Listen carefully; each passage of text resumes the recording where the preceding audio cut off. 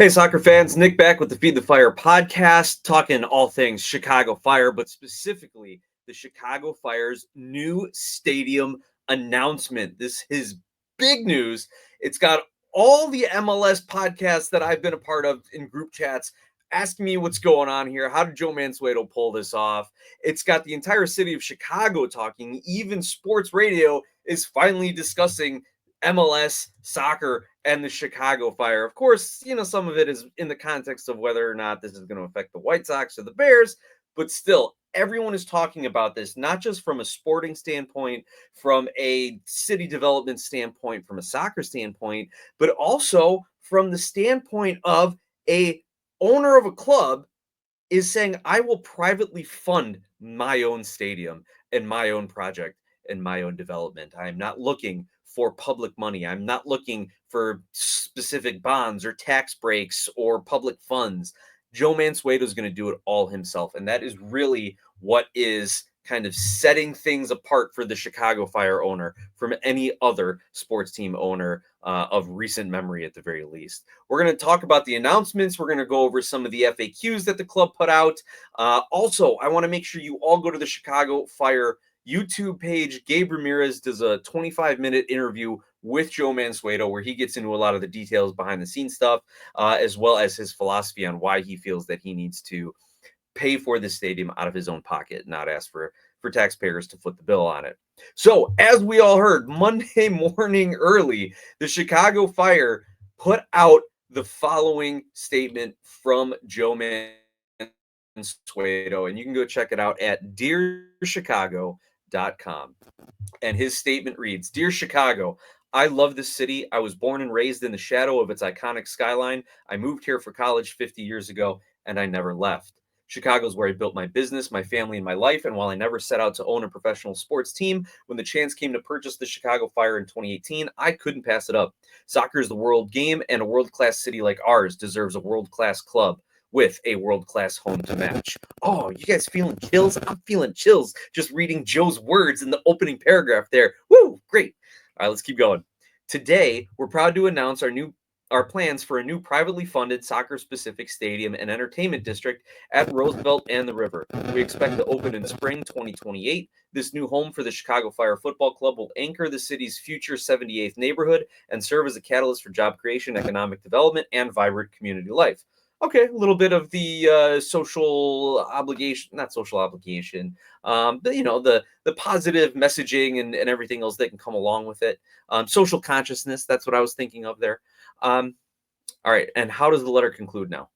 But this project is more than just a stadium. It's a space for all fans of all ages, backgrounds, and neighborhoods to come together and celebrate the beautiful game right in the heart of our city. It's about investing in Chicago, not just on match days, but every day as a committed community partner. The Chicago Fire is a club on the rise, and soon will have a permanent home that reflects the passion, energy, and pride of the city we love. Sincerely, Joe Mansueto, owner and chairman, Chicago Fire Football Club. So that was the letter. That was the announcement. It really hyped me up and waking up Monday morning, like kind of dragging. Don't want to go back to work. It's going to be a long week. There's a lot going on. But man, just to get up and read that there's this exciting news for this club, something that everyone's been waiting for. Since the club returned to Soldier Field from Bridgeview, we've been waiting for this moment as fans. And recently, we knew this was in discussion with these big neighborhood developments available, 78 Lincoln Yards, one of the old University of Illinois centers, hospitals in Bronzeville, things of that nature. Then we started to hear things about Joe Mansueto or people from the Fire touring the 78. We started to learn that their lease is up in 3 years, just about the time it would take to kind of build a new stadium and develop the area, right? So we kind of knew this was coming. And then when we heard about the Bears trying to develop Arlington Heights, but also try to work still in Chicago, they really didn't seem focused on anything. Maybe internally they know what they're going to do, but externally they're saying, well, we want Arlington Heights, but we also want Chicago, but we're also exploring all options. And the state already told them, no, you're not getting any more money, especially for a team that loses. In fact, a lawmaker introduced a bill, and just for kicks, probably just to get his name out there. I don't think he really thought it would pass, that a team's got to have above a 500 record for the prior 3 seasons before getting any public funding if they want it. Also, you look at the White Sox, who have been angling for a new stadium in the news lately. And again, they want to do it with public money in the same traditional sense that all the other sports clubs have done it, as the White Sox had done it back when they got, I don't know, what are we calling it now? Guaranteed rate field, the G spot, Sox Park, New Comiskey. Anyway, the White Sox have even looked at the 78 and they supposedly wanted to it. But again, they're not doing it with their own money. And as Joe Mansueto said in a later interview, because he's putting it up with his own money, with private funding, the club owns it. The club can control the construction and they can cut through a lot of the bureaucratic red tape as if they were to get public funding. They can cut through a lot of the time it takes to come to agreements with other parties and entities. They control it. They can move quickly. They can hire the people they need to do to get the job done. And so that is another great asset. And the other thing that I just want to say it before I forget it is even the White Sox have put out a statement that said, well, we can still build a stadium too in the 78. It's big enough for both of us. But man, if I'm the Chicago Fire, I'm telling the developers, no, this is our property. This is for the people of Chicago and for the growth of soccer in the city. This is not going to be some dual sport park where I got to share things with neighbors. No. And I don't think that's going to be what the Chicago Fire ultimately want to do. Everything we've been hearing is that they want to own their own stadium, that they want to have control over things, that they want to be able to develop the club the way they want to, have control over the facilities, as well as grow and develop the 78 neighborhood for the community. You're not going to grow it for the community or have control over it if you're going to allow the Chicago White Sox to come in and build a stadium there too. So I really hope, and I would say, please do not let the White Sox come into the 78 in any way, shape, or form. It's only going to lessen the value of the Fire's stadium and their value as a franchise, and it's really just going to kind of muck up the plans that the Chicago Fire have for this neighborhood and for its development. So those are kind of my initial thoughts. I think this is fantastic. A lot of the buzz on social media is, oh, look, the Chicago Fire have built or are going to have built two stadiums before the New England Revolution have even built one, which was fantastic to hear.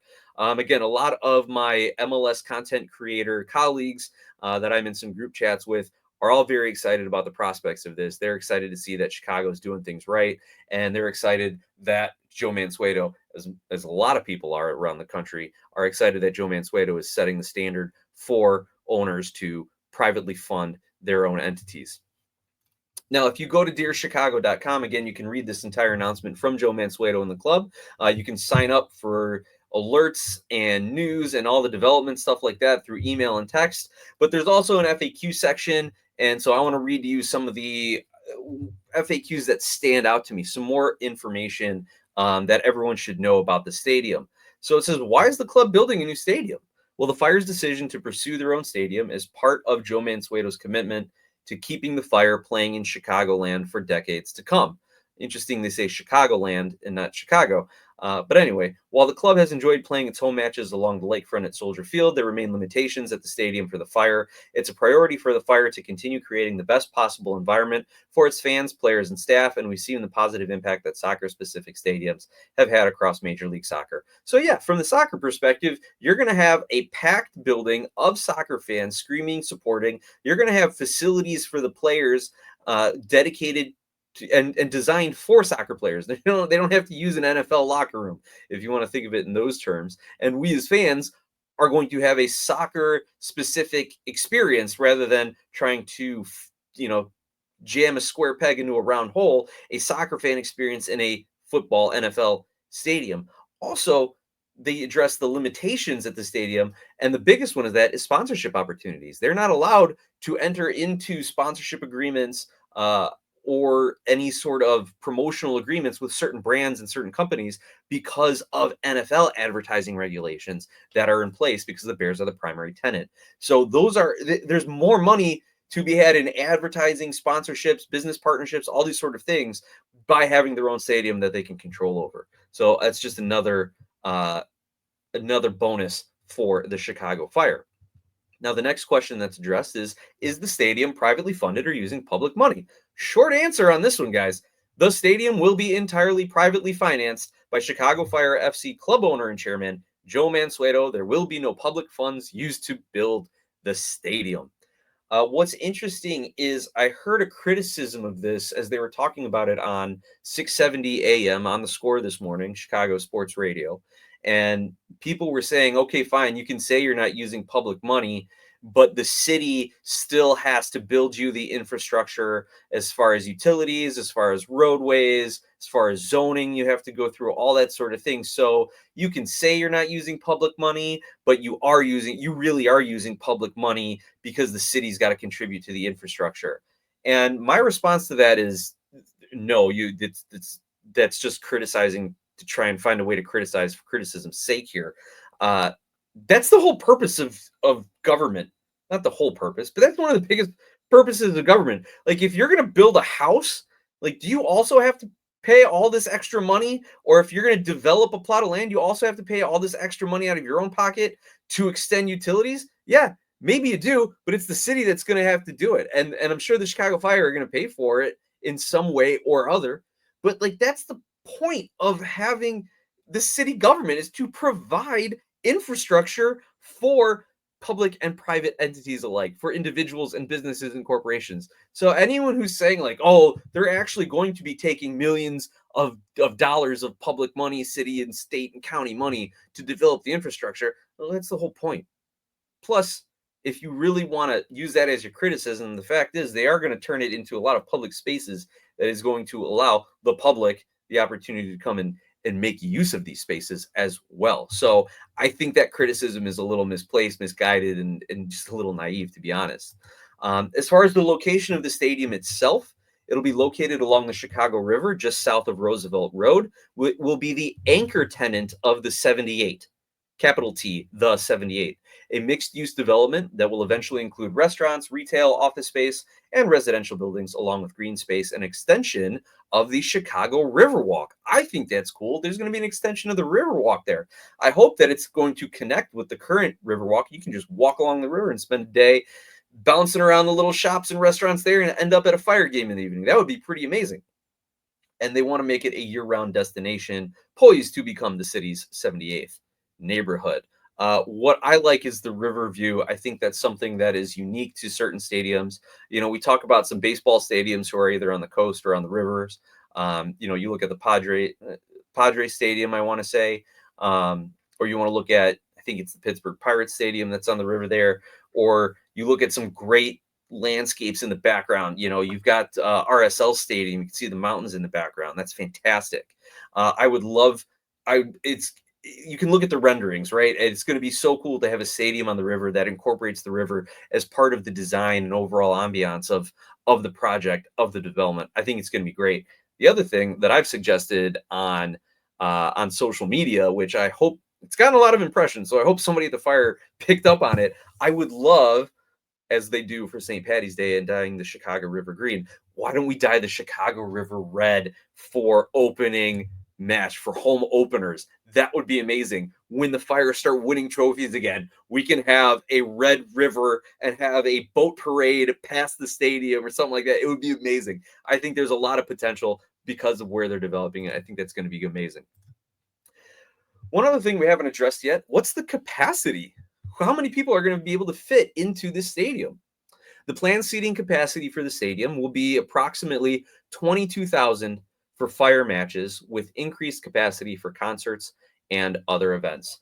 And I think this is a pretty good estimation of kind of where they're anticipating their attendance and how they're anticipating the attendance to be over the next several years, if not decades. So, what has been the Chicago Fire's attendance lately? So, the 2024 average for the Fire was 21,328 fans. The 2023 average for the Chicago Fire was 18,170, and that is at a general capacity of about 24,955, so about 25,000. That being from Wikipedia. So, fact check me, please do. But the Chicago Fire have seen an increase in attendance, partly because of the investment in the club, the new players, new outreach, season ticket campaigns, things of that nature. So the club is contributing to some of it. Obviously, there's the Messi effect, and not just And when I say the Messi effect on attendance, I also mean a number of other stars who are coming over. Like we're seeing Hugo Lloris, we're seeing well, Griezmann's not coming over, but even rumors of players coming over are getting more people interested uh, in Major League Soccer. So we are seeing an influx of names or developing talent, or you get a guy like a Luca de la Torre, who's a rising USMNT potential star who is now back in the States. I'm sure if Josh Sargent decided he wanted to come play in the States, or if for whatever dream come true, Wes McKennie would have been coming to Chicago, or Kevin De Bruyne or Neymar to Chicago. Like that Messi effect, the star effect, the the the star power as in like celebrity star power, but also just as an excellent player of the game. The quality of the league is improving, and that is drawing more people to the stadium. So the Chicago Fire is saying, okay, we've seen our attendance grow, and to me it sounds like they are approaching kind of a critical mass in their mind. So if we were at about 21,300 some last season, this season there's probably an uptick a little bit in it. But really, I think what the Fire can do now is they can have a 22,000 seat capacity stadium for ticket holders, for either season ticket holders or single game ticket holders, groups, packages, whatever it is. But then they can also, I don't know if this 22,000 includes suites and boxes and all the extra things that they can then rent out for corporate events, or have corporations buy, businesses buy for the season, the half season, whatever it is. Even in Soldier Field, we see all kind of the pitch side seats. I don't think those are considered part of the stadium capacity when they put little tables and chairs on the field level. So there's the 22,000. I hope is going to be more geared towards the fans and the people going to the games, and then they also have these extra capacity for box seats, suites, luxury things, VIP packages, field side, all that, where they can add another few thousand for kind of the bigger spenders, the corporate packages, things of that nature. That way they're not competing with fans like me and my family who want to keep our season tickets, or other fans who want to come to, maybe get a package of 6 games or something like that. So I think that is I hope that's the plan for the seating, but a 22,000 stadium, I think, is a fantastic number. People were speculating between 20 and 25. You didn't want to go too high and have empty seats. You don't want to go too low and then create a major demand and increase ticket prices, and have issues that way. Plus, you also want to be able to use the stadium for other events that are outside of the MLS season. And that's the next question here on the FAQ. Will it be soccer specific or multi-purpose? Now, the stadium will be built as a soccer specific stadium with the primary purpose of being the permanent home of the Chicago Fire FC, but it will be designed with the idea of being a mixed use facility to host year-round events. So they want to make it a true community asset. It will host other sporting and entertainment events, including international soccer matches, rugby matches. So all those things that were currently going on at Soldier Field, the Intercontinental or the Champions Cup, the All Blacks coming to Soldier Field. If they're not selling out 61,500 seats in Soldier Field, man, they could sell out 22,000 at the Fire Stadium, and it would be amazing. Which, by the way, what are we going to call it? Is it going to be a nickname? Call it the Firehouse? We're going to call it the something on the river? I don't know. We got to come up with a nickname for it. I'm sure there's going to be some sort of naming rights at some point in there, but of course we'll call it by its nickname. We got to come up with a good nickname, fans. Let me know what you think. Again, email me, glasshousesoccer@gmail.com. Leave a comment on the video on YouTube, or on any of the podcasting sites that allow you to leave comments, or find me on social media. What are we gonna call it, please? The Firehouse? I think the Firehouse might be a little too on the nose, though. Anyway, we'll see. But it's also going to host festivals, live shows, fundraisers, charity events, trade shows, corporate events, conferences, community events, and so much more. I think the imagination is your only limit on what the Chicago Fire can do with their stadium. Construction is anticipated to begin by the end of this year, end of 2025, and it is expected to open in 2028. There's additional information on the website about getting seats, about current season ticket holders, about pricing, public transportation, all those sort of things. Let's see. Is there anything else? If you want to join a supporters club, they have their supporters club contact, corporate sponsorships, suite and luxury seats, things of that nature. It is all on dearchicago.com. So that is where you go for all the latest information on this stadium. Also, MLSsoccer.com, along with every other sports and Chicago news outlet, has covered this story in some fashion or other. Couple things that I want to add from the Jonathan Siegel article on MLSsoccer.com. He also quotes Joe Mansueto as saying, "Our privately funded stadium is purpose-built for soccer to give our players an edge and our fans an incredible matchday experience. This development will be transformative for both the Chicago Fire FC and the city of Chicago. Our new stadium will be the anchor of the new neighborhood, which will build community, create thousands of jobs, and have a significant positive economic impact. The estimated cost of the stadium," end quote. Sorry. The estimated cost of the stadium is $650 million and will feature a natural grass surface. It will be part of a 62-acre site. So the 78 neighborhood or the 78 lot is 62 acres. Also, if you follow Don Garber on social media, he also put out a few pictures of him here in the city with Joe Mansueto and other Chicago Fire executives touring the site and seeing the vision of the club. And so Don Garber also is quoted in this article saying, "Joe Mansueto isn't just building a soccer stadium, he's reshaping the future of soccer in Chicago. This is one of the most ambitious stadium projects in Major League Soccer history and a powerful reflection of Joe's extraordinary commitment to the Fire, the fans, and the city. I toured the site recently, and there's no doubt that this will be a transformative moment for the club and a landmark for Chicago sports." End quote, Don Garber. Wish I knew you were in the area, Don. Take you out for a beer and have a chat. Also, it notes that Mansueto became a partial owner of the club in 2018, full owner in 2019. He's also invested heavily from DP signings to appointing Greg Berhalter, the head coach and director of football, the new Endeavor Health Performance Center, as well as this project. And then, of course, they end it here. Often referred to as a sleeping giant, the Fire played their first season in 1998, 2 years after MLS launched. They won an MLS Cup Open Cup double that year, as well as 3 additional U.S. Open Cup titles and the 2003 Supporters Shield. And yes, that sleeping giant quote comes from Greg Berhalter when he took the job here in Chicago. So that's all the news about the new stadium that we have so far. Keep on the lookout for updates as they come out from the city, as they come out from the club, as they come out from other news sources. I'll try to talk about it as much as I can. Again, I'm no primary source. I don't work for the club, and I'm not a journalist by trade. I'm an insurance lawyer. Big difference. Anyway, if anyone wants to hire me as a journalist, I'm happy to do it. But, we'll talk contracts. We'll talk contracts here.